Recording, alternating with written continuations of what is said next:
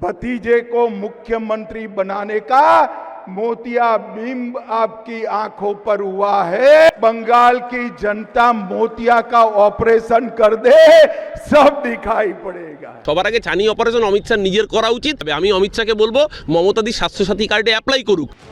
ভোটমুখী পশ্চিমবঙ্গে দুদিনের সফরে এসে তৃণমূলকে আক্রমণের অন্যতম হাতিয়ার হিসেবে দুর্নীতিকেই বাছলেন কেন্দ্রীয় স্বরাষ্ট্রমন্ত্রী অমিত শাহ। मां माटी मानुस का नारा लेकर सत्ता में आई हुई ममता बनर्जी आपके राज्य में मां असुरक्षित हो गई। माटी पूरी घुसपैठिए कब्जाए हुए और मानुस भयभीत होकर टोलबाजी से सिंडिकेट से परेशान है। দক্ষিণবঙ্গের ব্যারাকপুরের পর উত্তরবঙ্গের শিলিগুড়িতেও দুর্নীতি ইস্যুতে তৃণমূলকে তীব্র আক্রমণ করেন অমিত শাহ।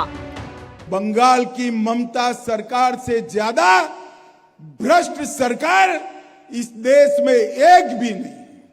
ममता दीदी, आपने भ्रष्टाचार को इंस्टीट्यूशनलाइज किया है, संस्थागत करने का काम किया है।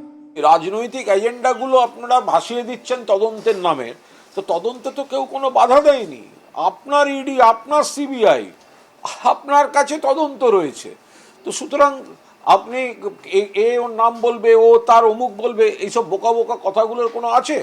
তো তাহলে আপনাদের যাদেরকে দুর্নীতিগ্রস্ত বলে আজকে পাশে বসিয়ে রেখেছেন, তো তারা তাদের সঙ্গে কথা বলুন।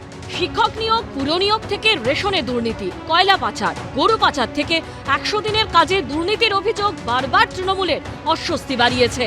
শনিবার দুর্নীতির অভিযোগে গ্রেপ্তার হওয়া তৃণমূলের একের পর এক নেতা প্রাক্তন মন্ত্রীর নাম করে এদিন সুর চড়ান অমিত শাহ। करप्शन को ममता बनर्जी ने इंस्टीट्यूशनलाइज करा है। पार्थ चैटर्जी, ज्योति प्रिय मलिक, अनुव्रत मंडल, जीवन कृष्ण साहा, माणिक भट्टाचार्य, अजीत मैती, मदन मित्रा, चंद्रनाथ सिन्हा, परेश पाल, कुंतल घोष, अराबुल इस्लाम, फिरहाद हकीम, शोभन चैटर्जी, कुणाल घोष, ये सारे लोग जेल में गए।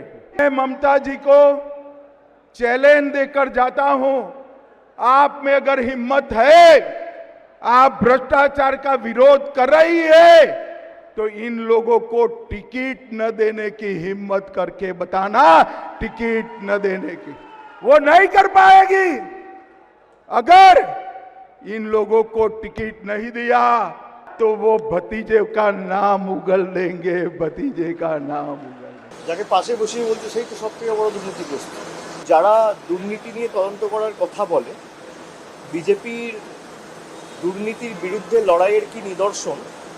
গত 10-12 বছরে প্রত্যেকটা জয়েনিংয়ে এখানে বিরোধী দল নেতা, আসামে হিমন্ত বিশ্ব শর্মা, মহারাষ্ট্রে নারায়ণ রানে, কিছুদিন আগে উপমুখ্যমন্ত্রী মহারাষ্ট্রে একটা দুর্ভাগ্যজনক ঘটনায় মারা গেছে, আমি তার নাম করব না, কিন্তু একাধিক ভুরি ভুরি উদাহরণ রয়েছে।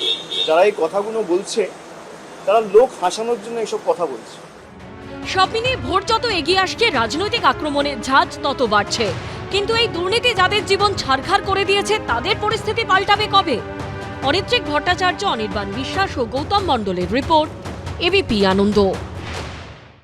এবিপি আনন্দ, এগিয়ে থাকে, এগিয়ে রাখে।